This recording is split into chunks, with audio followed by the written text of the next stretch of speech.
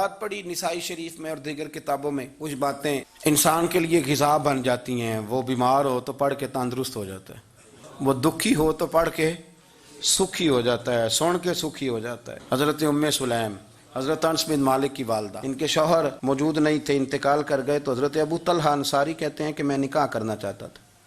حضرت ابو طلحہ بڑے سمجھدار آدمی تھے، زیرک تھے، مالدار تھے، عقل مند دانا بندے تھے. انہوں نے پیغام بھیجا حضرت ام سلیم سے کہ تیرے ساتھ نکاح کرنا ہے. سمجھدار آدمی تھے، عقل مند تھے. حضرت ام سلیم کہنے لگی کہ آپ نے پیغام نکاح بھیجا ہے تو آپ جتنے وزادار اور شریف آدمی، آپ کا پیغام نکاح رد نہیں کیا جا سکتا، پر میری نکاح کی شرطیں بڑی سخت ہیں. انہوں نے کہا وہ کیا؟ کہنے لگی میرا حق مہر بڑا مہنگا ہے، اگر آپ میرا حق مہر ادا کریں تو وہ میں آپ سے نکاح کر لیتی ہوں. حضرت ثابت رضی اللہ تعالیٰ عنہ فرمایا کرتے تھے دنیا میں اتنا تگڑا حق مہر میں نے کسی بی بی کا نہیں دیکھا، اور اتنا خوبصورت بھی نہیں دیکھا جتنا حضرت ام سلیم کا حق مہر ہے. حضرت ابو طلحہ کہنے لگے بی بی تو حق مہر بتا، تیرا کیا حق مہر ہے؟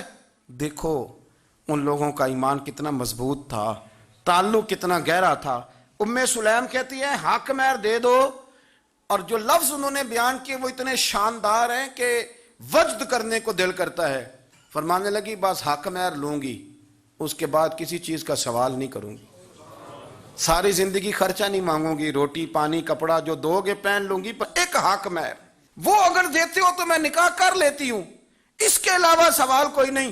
حضرت ابو طلحہ کہنے لگے بی بی بتا تو صحیح حق مہر کیا؟ تو رو پڑی.